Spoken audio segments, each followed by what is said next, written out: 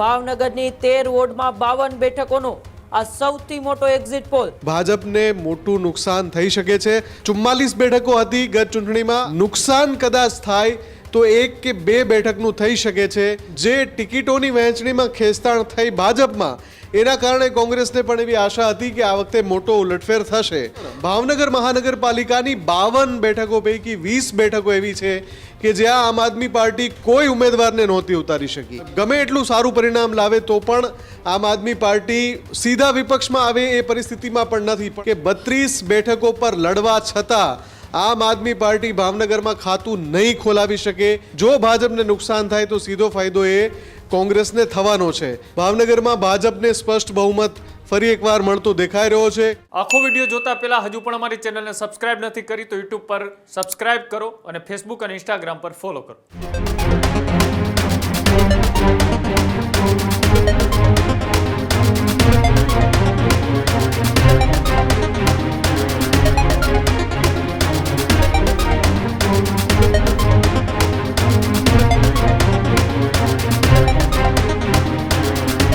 સ્થાનિક પત્રકારોના મતે Bhavnagar મનપાનો exit poll. ભાવનગરની 13 વોર્ડમાં 52 બેઠકોનો આ સૌથી મોટો એક્ઝિટ પોલ। ભાવનગરમાં ભારે વિવાદ અને વિરોધ વચ્ચે ચૂંટણી થઈ હતી। ભાવનગરમાં ભાજપને સામાન્ય નુકસાનના પણ એંધાણ જોવા મળી રહ્યા છે। ભાવનગરમાં ભાજપને 38 થી 43 બેઠકો મળે તેવા પૂરેપૂરા એંધાણ છે। તો ભાવનગરમાં કોળી સમાજની નારાજગીની અસર એ નહિવત જોવા મળી રહી છે। ભાવનગરમાં કોંગ્રેસને પણ 8 થી 14 બેઠકો મળી શકે એમ છે। તો 32 ઉમેદવારો હોવા છતાં આપને મોટો રકાસ સંભવ છે। ભાવનગરમાં આમ આદમી પાર્ટી ખાતું પણ ન ખોલાવી શકે તેવા અત્યારે એંધાણ જોવા મળી રહ્યા છે। ત્યારે ભાવનગર મહાનગરપાલિકા છે જેમાં 53 જેટલી બેઠકો છે અને 53 જેટલી બેઠકોની અંદર એ 13 વોર્ડની અંદર ફરી એક વખત ભારતીય જનતા પાર્ટી 38 થી 43 બેઠકો ઉપર એ વિજય મેળવી શકે તેવું અત્યારે સ્પષ્ટપણે સામે આવ્યું છે। પરંતુ એ પણ એક બાબત છે કે ભારતીય જનતા પાર્ટીને નુકસાન સહેવું પડશે। આંતરિક વિખવાદ, આંતરિક જૂથવાદ છે એ ખુલીને સામે આવ્યો હતો। પૂર્વ મેયર એક કમલમ ખાતે પહોંચ્યા હતા, ત્યાં પણ એમનો જે બળાપો છે તેમને ઠાલવ્યો હતો। આ તમામ દ્રશ્યો એ ચૂંટણી પહેલા આપણે જોયા હતા। ઉમેદવાર પસંદગીમાં પણ ક્યાંક ને ક્યાંક ભારતીય જનતા પાર્ટીના પાયાના જે કાર્યકર્તાઓ હતા એ નારાજ થયા હતા અને આ તમામ નારાજગીને લઈને ભારતીય જનતા પાર્ટીને થોડું એવું એ નુકસાન છે તે ભાવનગરની અંદર એ સહન કરવાનો વારો આવશે। પરંતુ કોંગ્રેસને પણ 8 થી 14 બેઠકો મળી શકે તેવી પૂરેપૂરી સંભાવના છે। 32 ઉમેદવારો ભાવનગરની અંદર આમ આદમી પાર્ટીએ ઉતાર્યા હતા, પરંતુ એ 32 ઉમેદવારોમાં એક પણ ઉમેદવાર ખાતું ન ખોલાવી શકે તેવી પણ અત્યારે પરિસ્થિતિ છે। ત્યારે ન્યૂઝ રૂમથી સીધા જ મારી સાથે મુફદ્દલ જોડાયેલા છે। મુફદ્દલ, ભાવનગરના એ આંતરિક વિખવાદ, આંતરિક જૂથવાદ વચ્ચે ગઈકાલે મતદાન પૂર્ણ થયું અને હવે જે આંકડાઓ આવી રહ્યા છે તેમાં ભાજપને એ નહિવત નુકસાન વેઠવાનો વારો ભાવનગરની અંદર આવવાનો છે। બિલકુલ, એટલે કે એક્ઝિટ પોલના જે તારણો છે, સ્થાનિક પત્રકારોના જે તારણો છે, એ લગભગ ગત ચૂંટણીમાં ભાજપને જે જનાધાર મળ્યો હતો એ જ જનાધાર ભાવનગરમાં ફરીવાર મળે તેવી સંભાવનાઓ દર્શાવી રહ્યા છે। ઘણા બધા કારણો હતા આ વખતે જેના કારણે એવી સંભાવના લાગતી હતી કે કદાચ ભાજપને મોટું નુકસાન થઈ શકે છે અને આંતરિક જૂથવાદવાળા કિસ્સાઓ ખૂબ ચર્ચામાં હતા। ટિકિટની વહેંચણીને લઈને ઘણી બધી ખેંચતાણ થઈ હતી। છેક છેલ્લી ઘડી સુધી કેટલીક બેઠકો કેટલાક વોર્ડમાં એવી હતી કે જેના ઉમેદવારો નક્કી નહોતા થઈ શકતા અને એમાં પણ જે પૂર્વ મેયર ભરતભાઈ બારડવાળો જે આખો ઘટનાક્રમ બન્યો એ જે વિવાદ થયો ભાવનગરમાં ભાજપના કાર્યાલય પર એમનું જે અપમાન થયું એ પછી પણ એક ચર્ચા હતી કે એક અંડરકરન્ટ ચાલી રહ્યો છે ભાજપના સંગઠનની અંદર, સ્થાનિક સંગઠનની અંદર પણ જે ડેમેજ કંટ્રોલ કરવામાં આવ્યું એ ડેમેજ કંટ્રોલ અને એ પછી ભરતભાઈ બારડનું જે નિવેદન સામે આવ્યું જેમાં એમણે કહ્યું કે સૌ સાથે મળીને આ ચૂંટણી આપણે ભાજપને જીતાડવાની છે, એના કારણે જે સંભવિત નુકસાન છે એ ટળી ગયું હોય એવું લાગી રહ્યું છે। જ્યાં સુધી વાત ભાજપની છે, 44 બેઠકો હતી ગત ચૂંટણીમાં, આ વખતે પણ એની આસપાસ જ ભાજપ રહે તેવી સંભાવના દેખાઈ રહી છે। નુકસાન કદાચ થાય તો 1 કે 2 બેઠકનું થઈ શકે છે અને એ ફાયદો કોંગ્રેસને થાય એવું ભાવનગરમાં અત્યારે દેખાઈ રહ્યું છે મહાનગરપાલિકાની ચૂંટણીમાં પણ સ્પષ્ટ બહુમતી મળી રહી છે વધુ એકવાર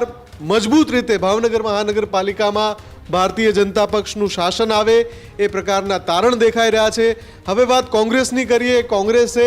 ઘણી બધી મહેનત કરી હતી આ ચૂંટણીમાં અને કોંગ્રેસના જે દિગ્ગજ નેતા છે શક્તિસિંહ ગોહિલ એમનો એ ગઢ છે અને ત્યાં સ્થાનિક સ્તરે પણ ઘણા બધા પ્રયાસો એવા કરવામાં આવ્યા હતા કે આ વખતે એક મજબૂત લડાઈ આપે અને જે ટિકિટોની વહેંચણીમાં ખેંચતાણ થઈ ભાજપમાં એના કારણે કોંગ્રેસને પણ એવી આશા હતી કે આ વખતે મોટો ઉલટફેર થશે ત્રીજી તરફ આમ આદમી પાર્ટીની વાત કરીએ તો નાની નાની નગરપાલિકામાં પણ આમ આદમી પાર્ટીએ તમામ બેઠકો પર ઉમેદવારો ઉતાર્યા છે પણ ભાવનગર મહાનગરપાલિકાની 52 બેઠકો પૈકી 20 બેઠકો એવી છે કે જ્યાં આમ આદમી પાર્ટી કોઈ ઉમેદવારને નહોતી ઉતારી શકી 32 બેઠકો પર આમ આદમી પાર્ટી ભાવનગરમાં લડી રહી છે એટલે સીધી રીતે અહીંયા ગમે એટલું સારું પરિણામ લાવે તો પણ આમ આદમી પાર્ટી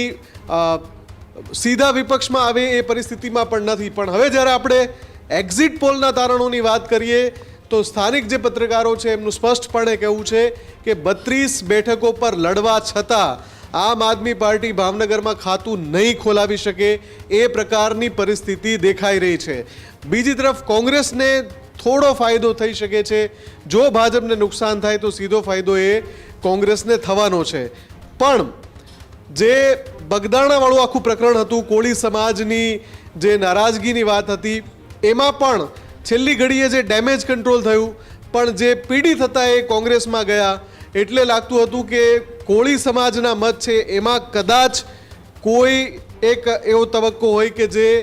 કોંગ્રેસ તરફી મતદાન કરે અને એની અસર દેખાય પણ તારણો એવું કહી રહ્યા છે એક્ઝિટ પોલના કે કોળી સમાજની નારાજગી ચોક્કસપણે અંડરકરન્ટ છે હજુ પણ એ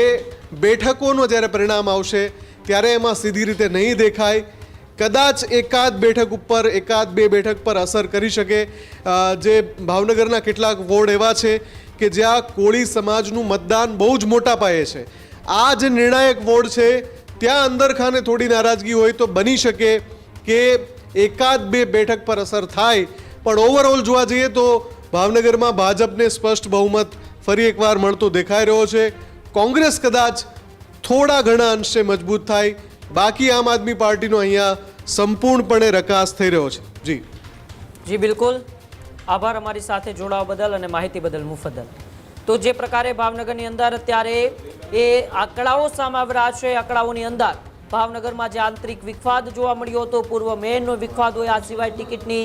વેચણીઓમાં ઉમેદવારો જે નારાજ થયા હતા તમામ વિખવાદો બાદ હવે જે આંકડાઓ સામે આવી રહ્યા છે જેમાં એ